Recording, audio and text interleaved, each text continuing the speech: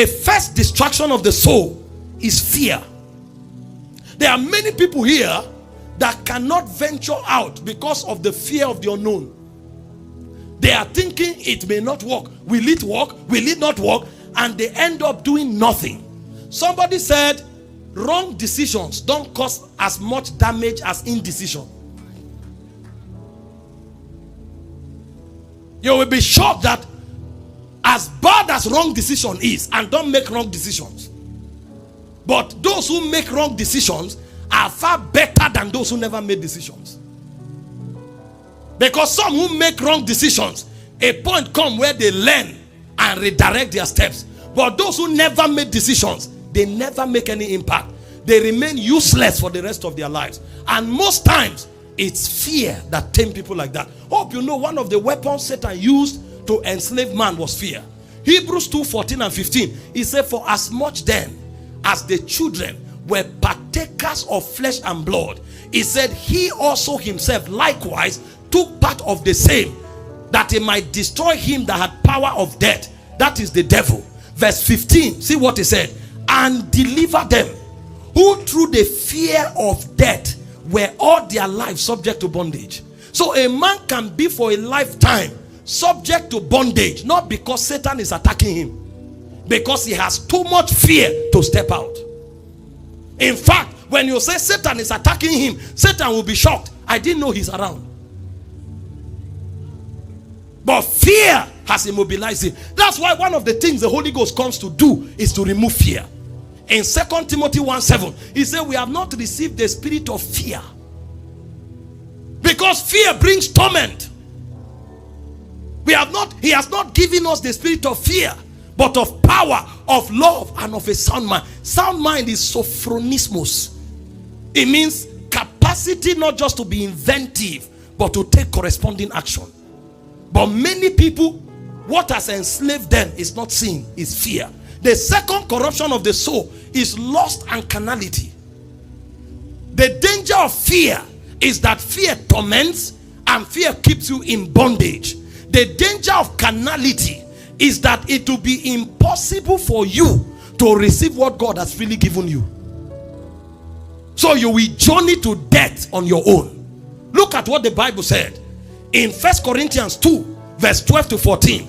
He said, we have not received the spirit that is of this world, but the spirit which is of God, that we might know the things which are freely given to us of God. He said, with things we speak, not with words which man's wisdom teaches, but words that the Holy Ghost teaches, comparing spiritual things with spiritual. He said, the natural man, which is the carnally minded man, the man that is based only on logic, he said, receiveth not the things of the Spirit of God, neither can he know them, because they are spiritually discerned. And if you go to Romans 8:5 and 6, he said to be carnally minded is death, but to be spiritually minded is life and peace. The second corruption of the soul is carnality. There are people who, they are either thinking evil or they are thinking only at the level of logic. So they cannot enter the realm of faith. And you'll find out that 80% of their life is routed into the path of faith.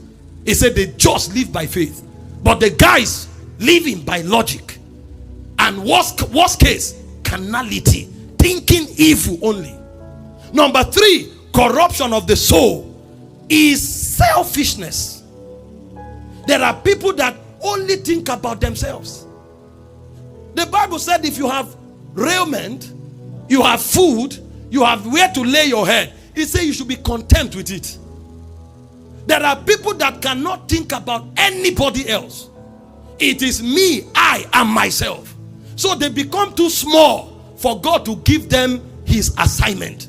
Because anything God does is either global or transgenerational. From Jerusalem to Judea to Samaria to what? Uttermost part of the earth. And whatsoever the Lord doeth, it abideth forever. A selfish man cannot power an agenda that will be global and transgenerational. Do you know what it takes to have something transgenerational? It means you will invest in people, and the impact will be so strong on them that they will tell it to their children and their children's children. So for many generations to come, what you did for them would have blessed many generations of their family. But how can a selfish man do that when he's thinking only about himself? There are people that if you didn't show up, they will not be educated. And you didn't just show up to educate them. You educated them when it was difficult. But now that you have educated them, the education has opened the door for them. That door now brings them to an opportunity. And then on the strength of that opportunity, they become empowered. And so their children are empowered. Guess what? The outcome of the generations of that family is tied to that sacrifice you made to pay the person's school fees. So those who are selfish can never have global or transgenerational impact. And the devil knows that. The Bible said in Isaiah 60 verse 15, it said, you were a desolate land, no man went through you. I have made you an eternal excellency, the joy of many generations. So the way Satan stops you from becoming the joy of many generations is to plant selfishness into your mind. The moment it's about others, you are offended. But when it's about you, you are full of excitement. Number 3, corruption of the soul is pride. And when I talk pride, I talk both pride and pride of life. Now, they are different. Pride is putting your trust in yourself, and on the strength of that, becoming lifted or high-minded. Pride of life is defining your values based on what you have. Both of them are poisonous. We were not built to depend on ourselves. The Bible said it's not given to man that walketh to order his steps. Now, God is not saying don't be wise, don't be prudent, don't be hardworking, don't be productive. But it's telling you that whatever you do, remember the Lord your God. It is him that giveth thee power, not just to get wealth, but to succeed in everything you are doing. So I study, I have a high IQ, I pass exams, I'm creative, I am productive.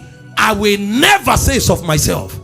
He said, tell them that are rich in this world to be not high-minded or trust in uncertain riches, but in the living God that giveth to every man liberally that he may enjoy. Watch, let God remove grace from your life. You will see how helpless you are. Even the empowerment you are talking about, God is the one strengthening you. Paul said in Philippians 2:13, it is God that worketh in me, both to will and do of his good pleasure. If you get to that point where you say, it is by my own strength, the Bible calls you a fool. That's the calamity of the rich fool. He said, I have walked, I have filled my barn, now I will rest. And God said, tonight your life will be summoned. Since you think you are so strong, we will call you back to heaven. And he went to heaven and discovered that even the ability he had was the ability of God. So pride is corruption. But unfortunately, that's what defines humanity. I am this, I am that, I am this, I am that. Or the person has something little and it becomes a peacock.